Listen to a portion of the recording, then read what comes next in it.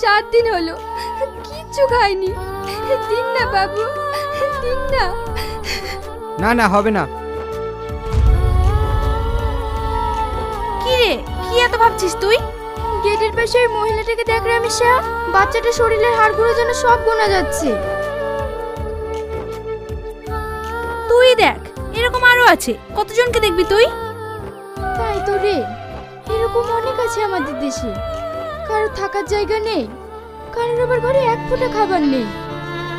এক বেলা খাই আর এক বেলা জল খেয়ে থাকে। আমি তাদেরকে সাহায্য করতে চাই। ওইটার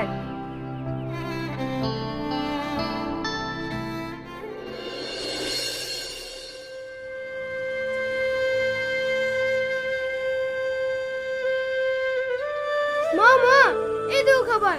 আজ আমি পেট ভরে ভাত খাবো। হ্যাঁ হ্যাঁ, খাবি তো বাবা। আপনাকে যে কি বলে ধন্যবাদ জানাবো তার ভাষা খুঁজে পাচ্ছি না।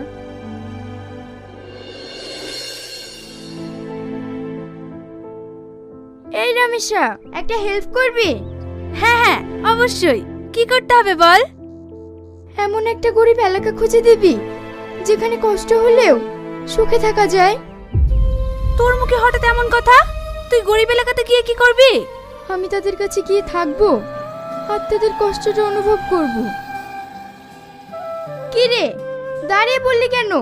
চল, আরো দুটো ক্লাস আছে তো। আচ্ছা, বলতে পারবি ভালো ডাক্তার কোথায় পাওয়া যায় যে পাগলদেরকে চিকিৎসা করে?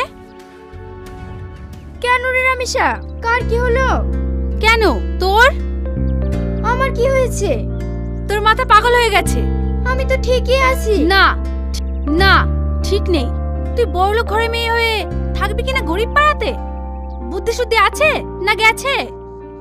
না রে রামিসা, তুই বুঝছিস নি। আমরা তো কোনোদিন অভাব কি জিনিস চোখে দেখিনি।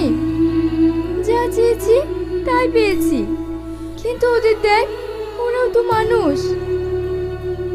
আমি ওদের জন্য কিছু করতে চাই। ঠিক আছে, গরিবদের মাঝে গিয়ে তুই কিছু টাকা আর খাবার বিলিয়ে দিয়ে আসিস। না রে, আমি একটু অন্যরকম ভাবছি। আর তাতে তোরও হেল্প লাগবে। কি হেল্প বল।